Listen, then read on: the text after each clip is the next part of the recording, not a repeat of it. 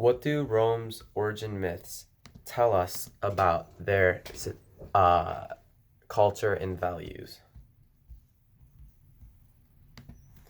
Although we as Christians tend to think of the Romans in terms of our own history, as people known for their extreme violence and immortality, internally, however, they did have an ethical code, especially early in history, which shaped the structure of their society and how they reshaped the world during the Thousand-Year Empire. Rome's origin myths revealed that they saw themselves as a unique people in history. The Romans believed that selfless duty was the preeminent virtue of their society. They believed that the Romans were destined for greatness by the gods, and that the Romans saw ruthless pragmatism as the necessary precondition of their existence. Point 1. They believed that selfless duty was the preeminent virtue of their society.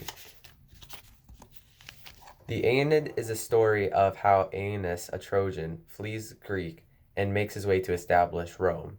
It is seen kind of as like a parallel version of the Odyssey. Virgil was a famous Roman poet born in October 15th in Italy.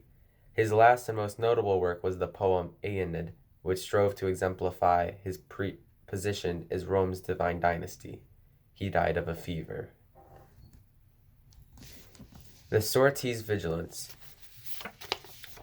The story's main focus is on the idea of selfless duty. A quote by Virgil says, there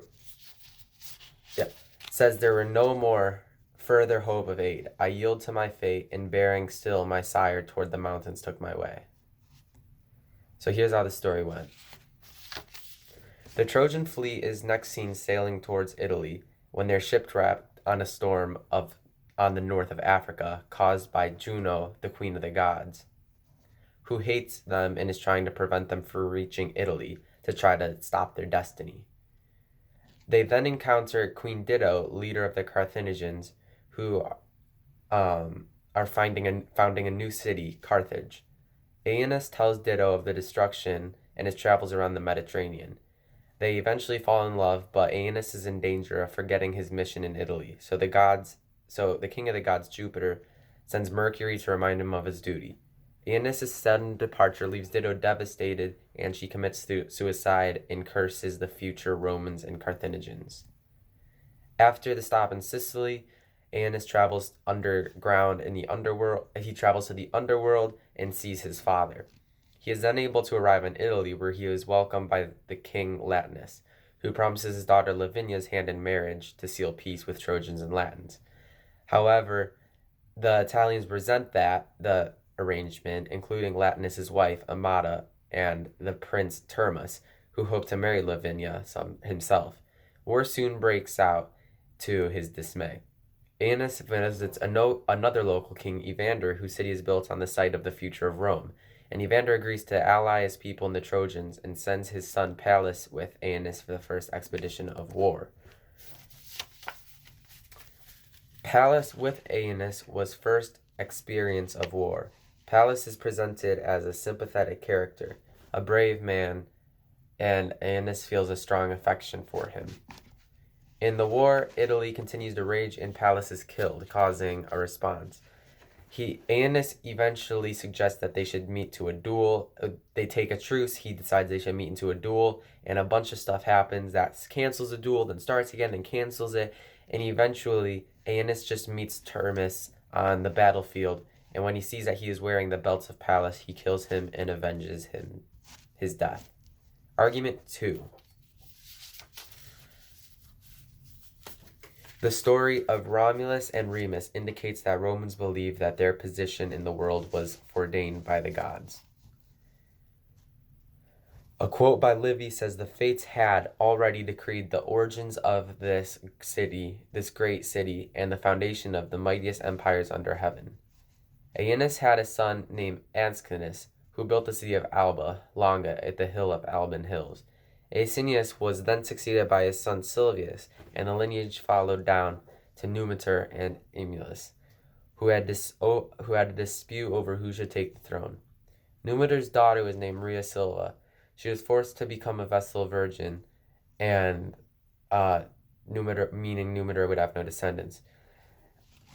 Vestal virgins tended to Vesta temples where they are remnants of the Roman Forum. If they violate the vow of chastity, she risks being buried alive.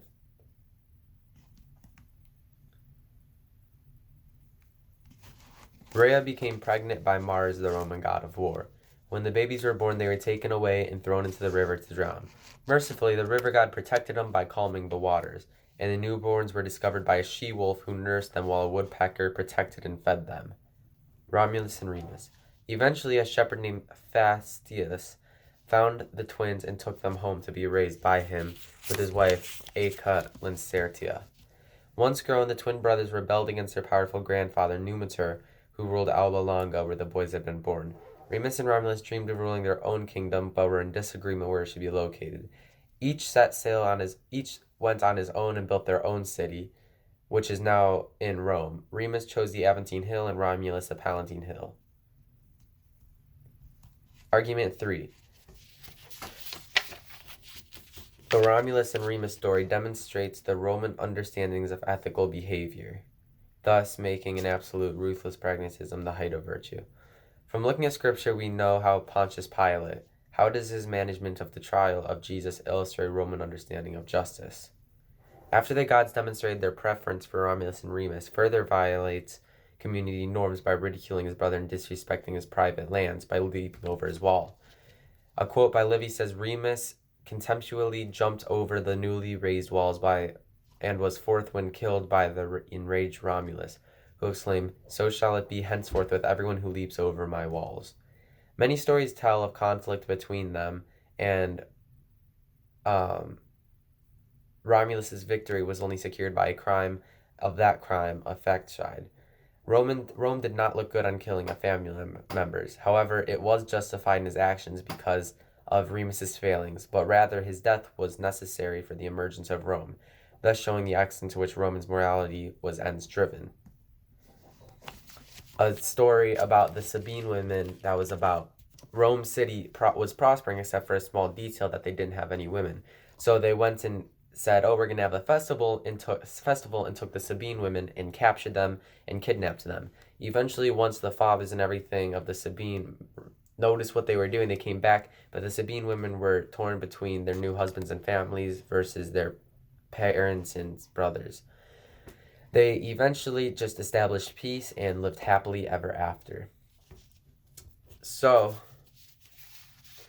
as Christians tend to think of the Roman in terms of our own history as people of extreme violence and immortality.